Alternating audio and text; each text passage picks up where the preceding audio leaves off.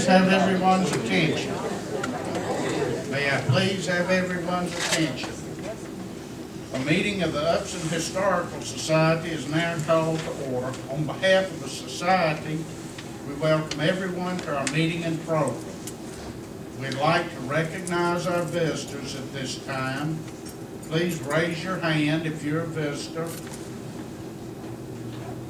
And would you care to introduce yourself? Rural Fitz, Joel's cousin, and we kind of grew up in Delray. Oh, this is my wife, Diane. Okay, the next visitor. Ray Love, I'm also a cousin. Yes, sir. Well, old boy, I married a cousin. 50 years ago. Come on. Who else? I'm Sandra Kirksey. I'm Joel's sister. Sisters and cousins and nephews and nieces, okay? I'm Laurie Tucker, and I don't think I'm Sandra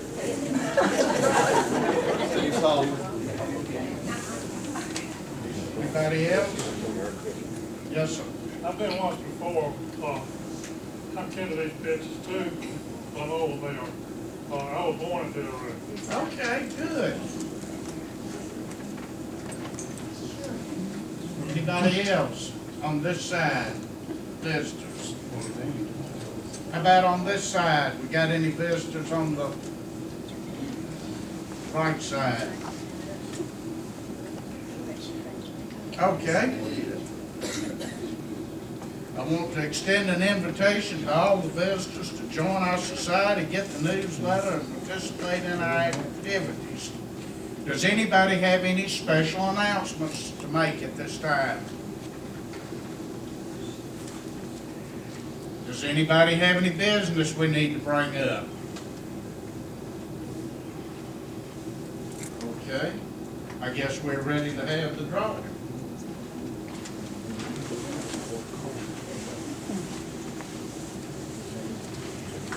I'd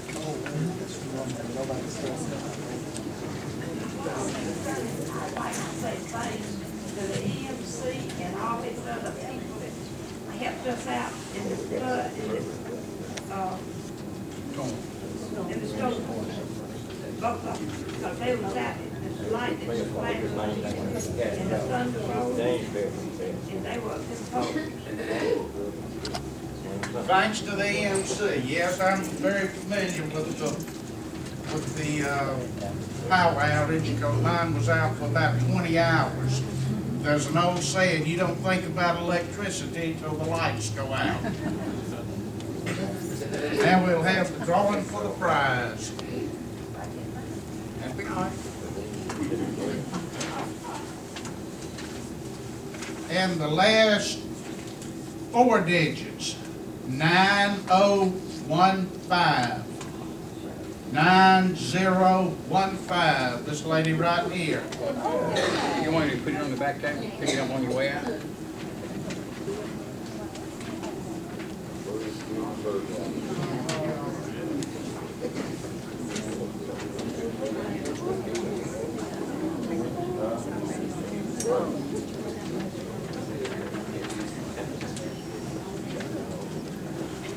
And now our Vice President, Mr. Gary Self, would like to say a few words. Thank you, Joe.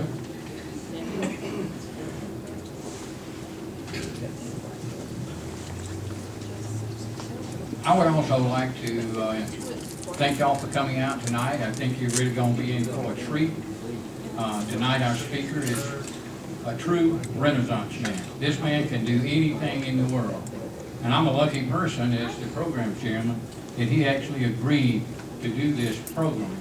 I think really and truly when he agreed to do it, he thought that he probably knew everything about Delray. But he found out along the way that there was more to Delray than meets the eye. So our speaker is Joel Pitts tonight. And I guess most every one of you know Joel. Obviously, he's got lots of kinfolk here. He's been, he's been here all of his life. He's lived in the area out there all of his life, so, you know, he knows a little bit about being out there. And I think that you'll be really excited about some of the visual aids that we got up here, that he's got up here. I don't have them, but he's got up here, so once it's over, you need to come around, those that didn't get a chance to look at them, come up here and take a look at some of these things. They're very, very interesting. Okay, without anything else, I am going to introduce our speaker tonight, Mr. Joel Pitts.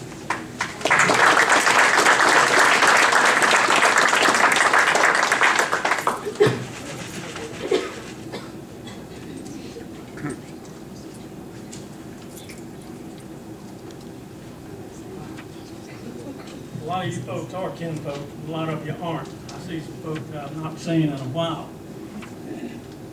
I'm quite honored to be here, and I hope that when this thing is over that you've not been disappointed.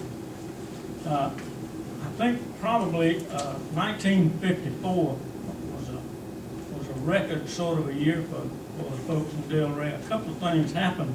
There was a terrible drought. My dad planted a turnip patch on Sandbar and Potato Creek, so we made turnips that year.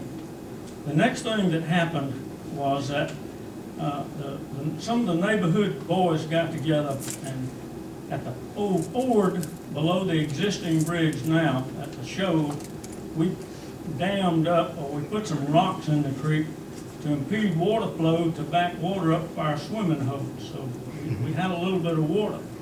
But there was a problem downstream.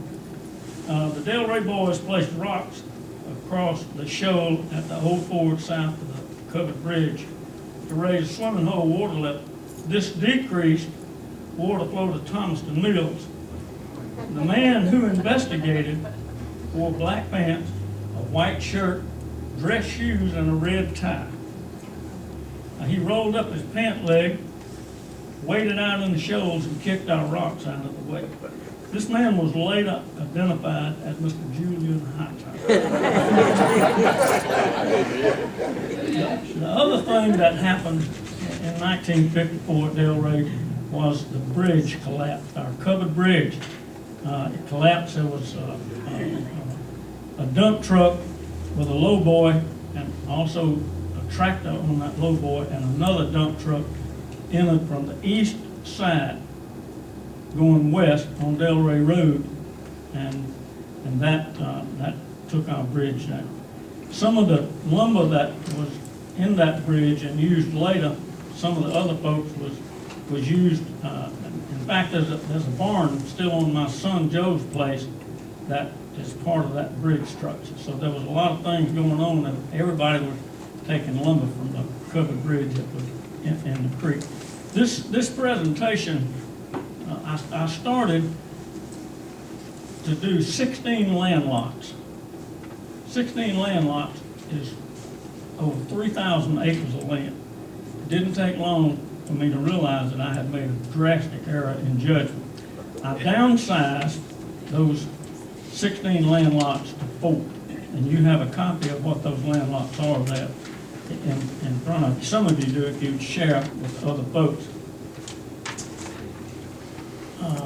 I did a lot of work on the ground, and I also did a lot of work at the archives. Didn't take me long to realize that this presentation was going to be much more involved than I had thought.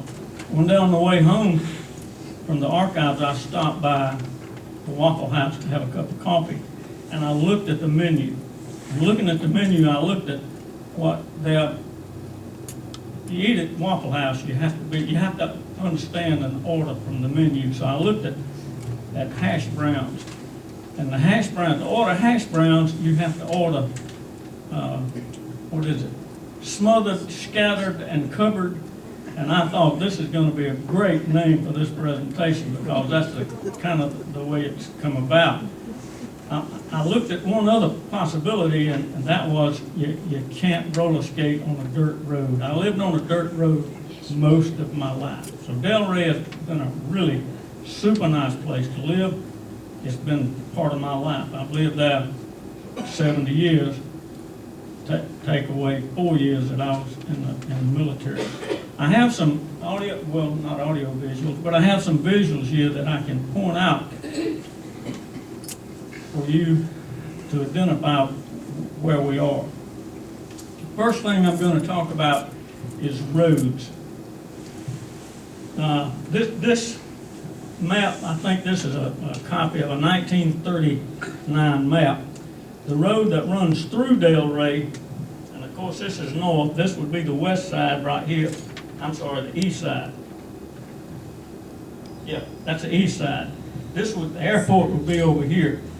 That road has been Delray as long as I can remember.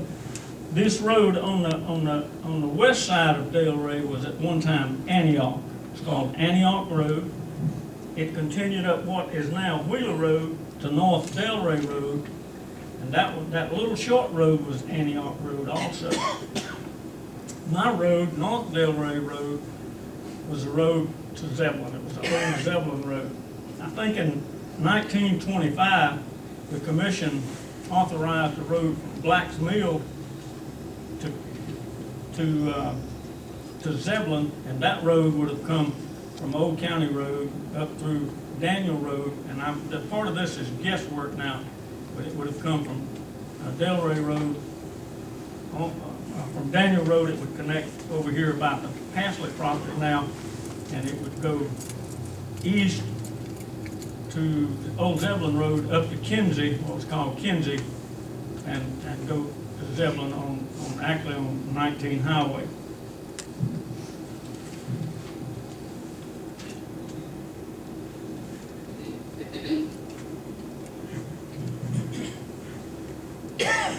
What I have attempted here tonight certainly could not have happened without the folks at the archives. We have a wonderful archivist and staff there. These folks are more than gracious and more than willing to do whatever it takes to help you find the information that you're looking for. The tax assessor's office, I spent considerable time there, which is also a tremendous asset for our community.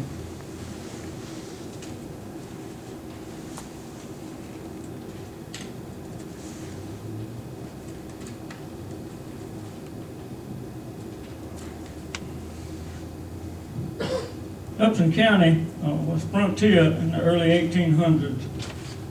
Militia districts were assigned, and Jug District was the first district assigned. It was 470.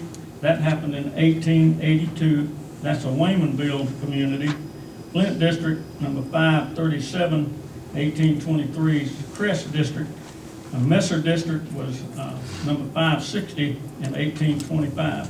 Redbone District, our district, my district, was 555. And I don't have a date that was done, but it was after 1825. Of course, all of those districts, before they had numbers, they were identified by captains. Delray at one time was a thriving community. There was on the east side of the creek was a grits mill. On the west side, there was a cotton gin. There was also a sawmill, a shingle mill, and a wool factory. I have no idea what a wool factory actually is, but there was one there.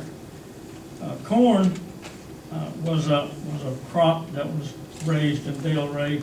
Peaches were also a crop, but most of the peaches were converted to liquid in our community. And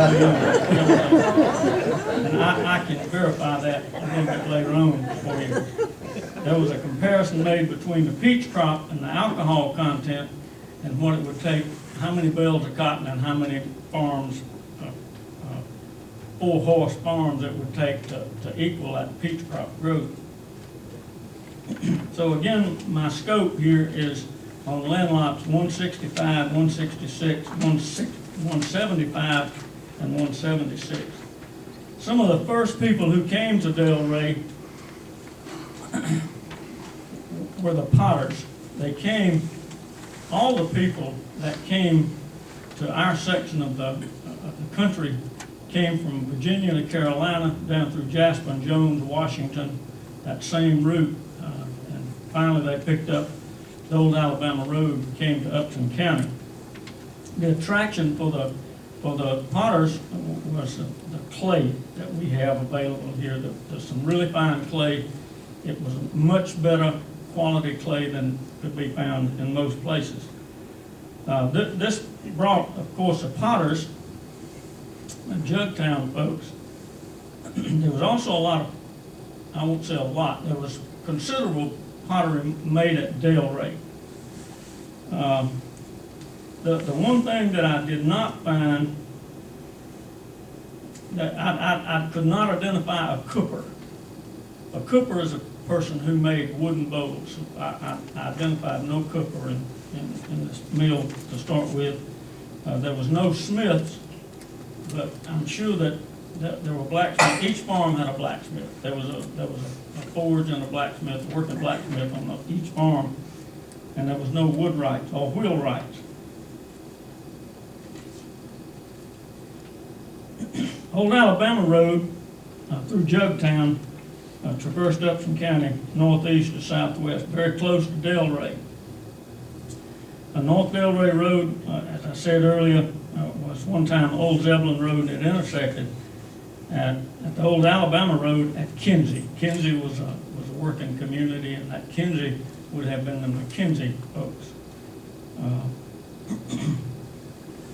Wheeler Road, which is a little short road that we looked at earlier, was, as I said earlier, Antioch Road. Another road in our community is Adams Road. That road had significant meaning, and I see Spuddy Adams smiling back there already. That's right. You made it, Spuddy. I did. Adams Road That was my played. granddaddy's place. Say again? That was my granddaddy's place. Yes. It took me a long time to find that particular place in the deed work, but I did find it. I appreciate it. Adams Road turned off just east of Potato Creek and went in a northerly direction. But there were two, at one time there were two routes off of that road. There was one, for you folks that are home folks, there was one that turned off at the Wainwright House, between the Wainwright House and the creek. It joined up the hill a little ways with the other end of Adams Road, which exists today in front of Jimmy Wainwright's house. That road continued up to where Mr. Milt Adams built a house, and then the other end of Adams Road was put in later because there was an opportunity to get around the flooded branch at what is now Jimmy Wainwright's property. When that area flooded, you couldn't get across the branch to the mill or to the west side of Potato Creek.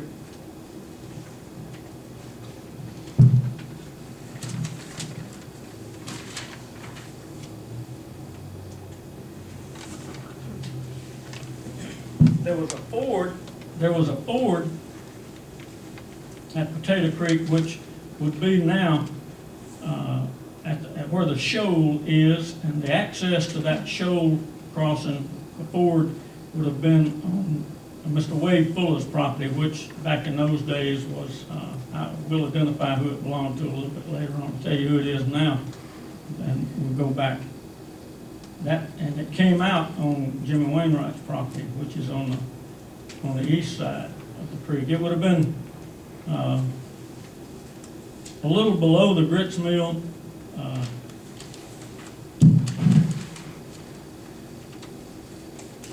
The churches in our neighborhood, there were three. There was Bethesda Church. Actually, that was torn down and moved to Delray, which later became Shiloh Church. And then there was the Bethany Congregational Methodist Church, which is over around the airport, still exists. That church is still there. And of course, Rocky Mount, and also Antioch.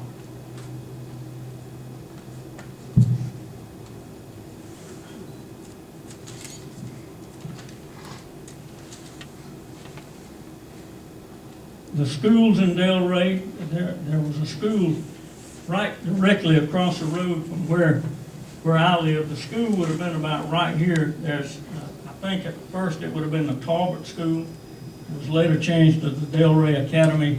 There was a Professor Barker from over at the Rock that was part of that school at one time, and there was also a very significant name was W.S. White, Winfield Scott White.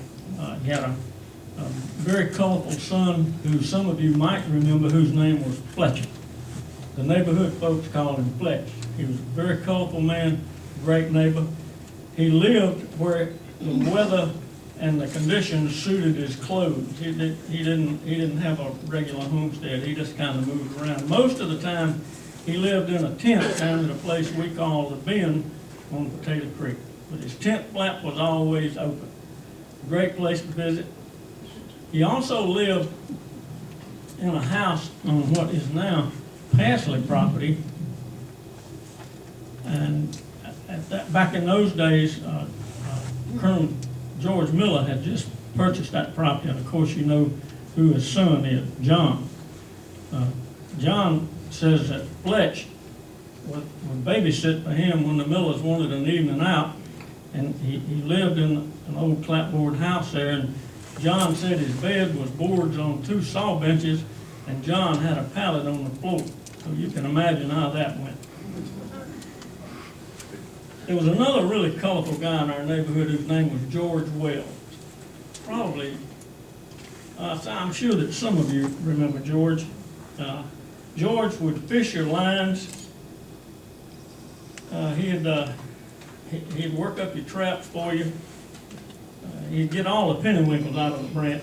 You know, how many of you know what the pennywinkles are? See a few folks, but anyway, if George got to the branch before you got there, you need not go. Now, he lived in a tent full time. He lived in a tent full time over in the Dinkins community, over around where Larry Dinkins lived. Now, I don't know how many of you know Larry, but they have been a part of our neighborhood for many, many years. The bridges at Delray, I thought there had only been one bridge, one wooden bridge, but actually there were 4. The Thomaston Times is a tremendous resource if you're looking for information. An account by Mrs. Pierce says that the old covered bridge at Delray and the 3-story mill house was part of what she looked at. The mill house was destroyed. The grits mill was destroyed, which is in the photograph we see down in the far and across from me, so it would be on my left-hand side. The grits mill. She said that Wilson burned the grist mill down. She also said that the bridge was fired, but it was not burned. Some folks in the community brought water and doused the flames. The Delray Bridge that most of you will remember was the last one. It was covered bridge, and I'm not sure about the other. I know there would have been 3 bridges before that. The one that we all know is the one here that in our painting. It was built by James Black, Washington, Hartfield, John Williams, Cooper, and it cost, I think this one cost about $400. There was another bridge built in 1870 that, I'm sorry, I've got that kind of backwards, but anyway, there was a bridge built in 1869, which would have been after the 1865 bridge burn that Wilson did. And then there was one in 1870 that a man by the name of Miller built, which cost $434, and that, he also had to warranty that bridge for 7 years. And the bridge that we know was built in 1892, and I've forgotten what the cost on that one was, but Herring and Offa built that bridge.